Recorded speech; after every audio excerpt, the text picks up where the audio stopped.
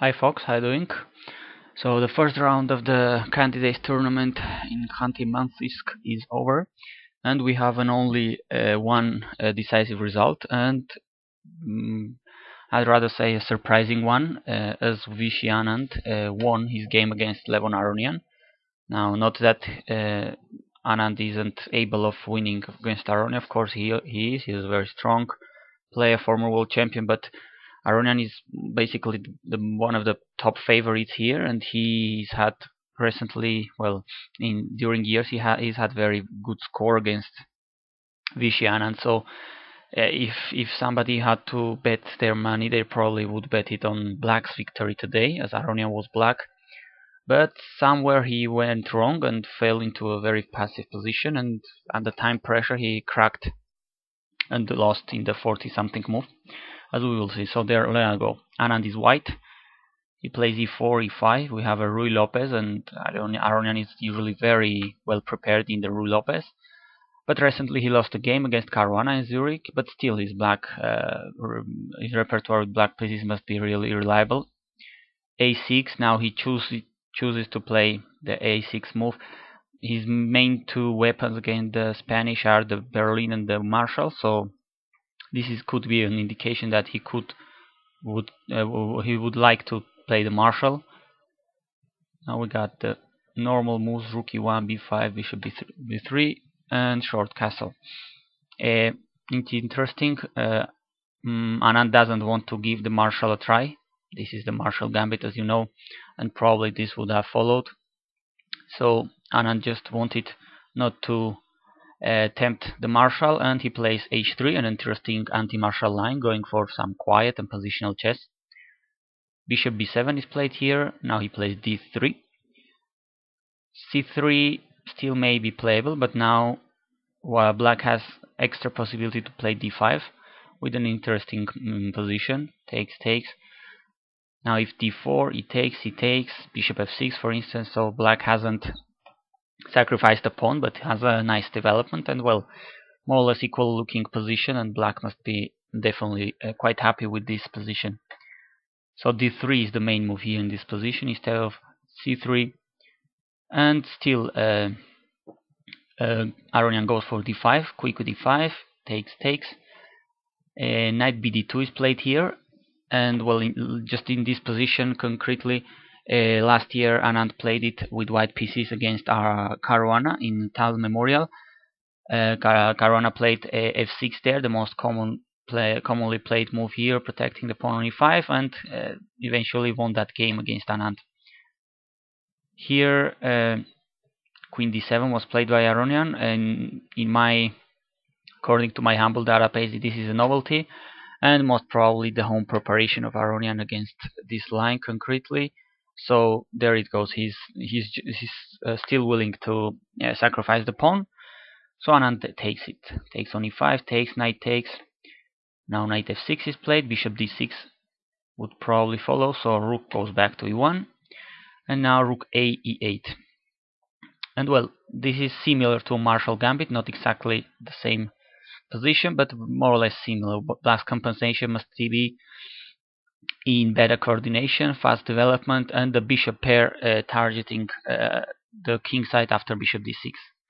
So well, white still has complete development. That's more or less the compensation Black has here. Not really clear if that's enough or not, but well, still interesting that Aronian came up with this idea. Now knight f3 is played here, and bishop d6 seems rather normal, and well, white still has to complete his development, so Anand chose some quiet and just positional moves just to complete the development. Do not risking. He doesn't risk anything. Bishop e3, slow moves, and here among the plans available for Black, Levon chose to double rooks on the e-file, rook e7 to follow with rook f8. Knight d5 seems natural, at least to me. I don't know if white exchange, you just exchange, otherwise you're well threatening to take here on e3, creating more or less a weak pawn. I don't know, weakening dark squares maybe. It was a possibility certainly, but rook e7, and you must be You can bet this is all home preparation from Levon, but strange enough, he somehow maybe he forgot something, or I don't know, miscalculated something in some position. He just lost his track and found himself in a very passive and uncomfortable position. So d4, rook f8 and c3. Meanwhile, Anand put some strength in his central pawns, and both players are kind of still preparing their forces. Here, Levon plays h6. I don't know, maybe seems a little passive, but probably bishop g5. He wasn't happy with bishop g5, that pin, so h6 was played. Once again, knight d5. I don't know, seems a little natural.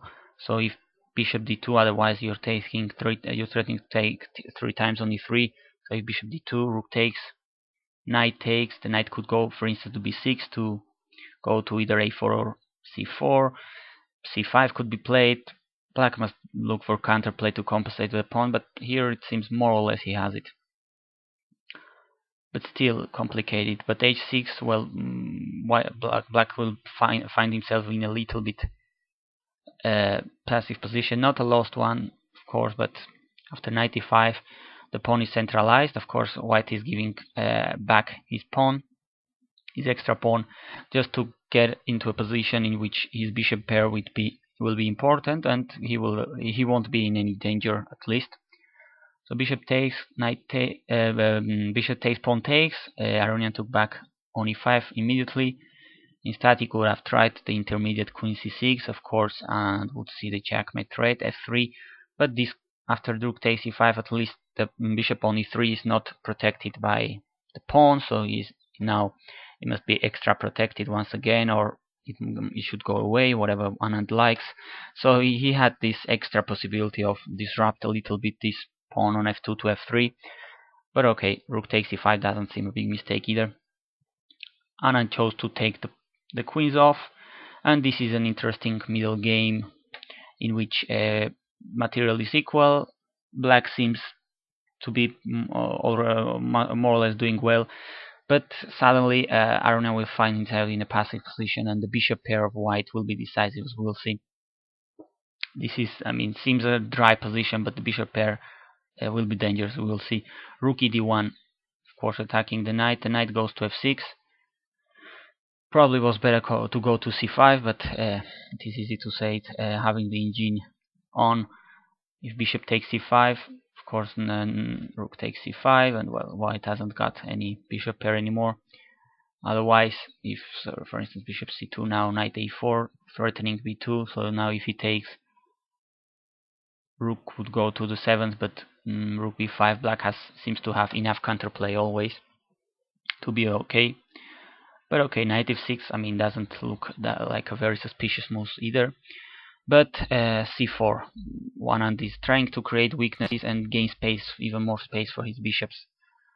And well, he's playing for, I think, for 2 results basically. And in this concrete position, Levon, who is known for playing very fast in almost any position, thought for more than 30 minutes, and it is clear he wasn't comfortable with his position here. And well, I don't know if he miscalculated something, forgot his analysis or what, but black's position, although not lost, of course, but this seems to be a little bit passive, uncomfortable a little. Finally, he chose to play c6, and now the bishop on b7, of course, is not a very good piece. Otherwise, taking on c4, bishop takes c4. Now black has a couple of clear weaknesses on the queen side, the pawns on a6 and c7. I don't know, knight d5. Black, of course, will try to exchange some pieces probably.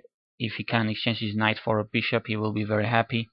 But bishop d2, it would like to go to c3. The knight to b6, bishop, for instance, b3. May seem a little bit dry, but the position is tricky. And basically for black, I think white is playing more or less safe for two results, a draw or a victory.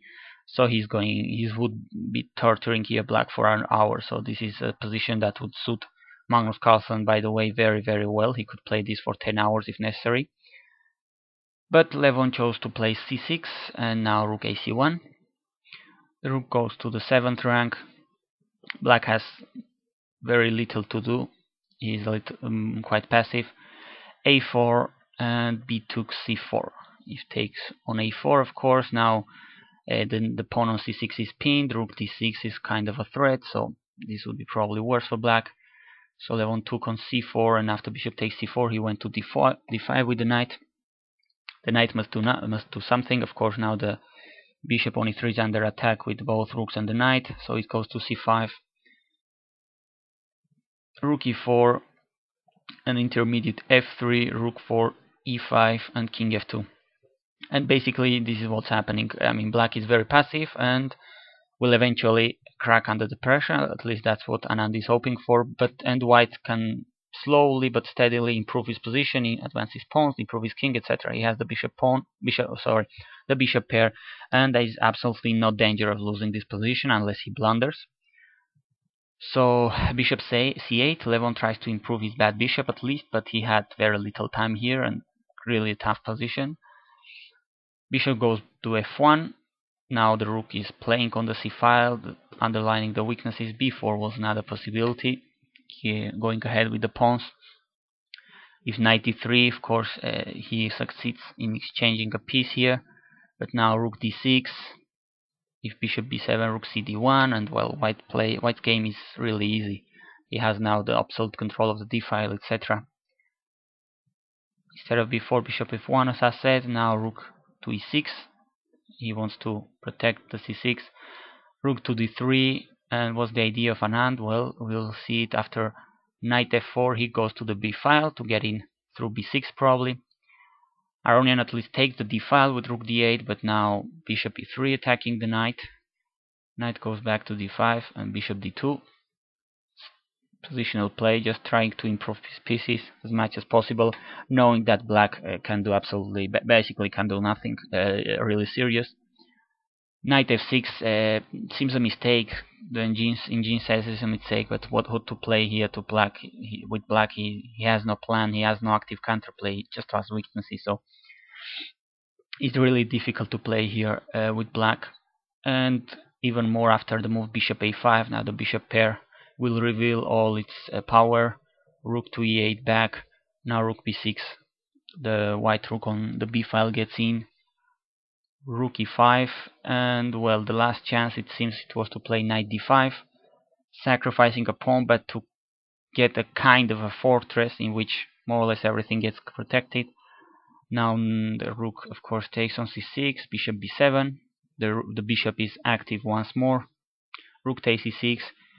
Probably better to take with the f pawn rather than the rook, because otherwise bishop c4. This is a pin. But anyway, taking with the pawn, and well, this seems, of course, white is much better. He is up a pawn. He has the bishop pair, but the engine says this is the best chance black has to hold and try to get the draw. Anyway, Aronian didn't thought in that way. He had very little time, as I said. He played rook e5, and now bishop c3 and knight d5. But this is already kind of lost for black. If black goes back, just bishop takes f6, g takes f6, rook from c1 takes on c6, and this is basically done. White is up a pawn and is going to take at least another one, so this is just a massacre. Knight d5, a couple of rooks are exchanged, and now the bishop goes back to d4. And the final mistake, knight takes a4. The knight is going towards a fatal destiny. He would rather have gone back to d5, and if rook takes e6, rook d8, seems this was better, but still a very uncomfortable position. Not much activity for black, being a pawn down. But taking on a4 definitely seems to be worse, because after rook takes e6, rook d8, attacking the bishop. Rook c4 is a very useful move, attacking the knight, protecting the bishop. And the knight will be basically trapped, which is the reason the game is going to be over.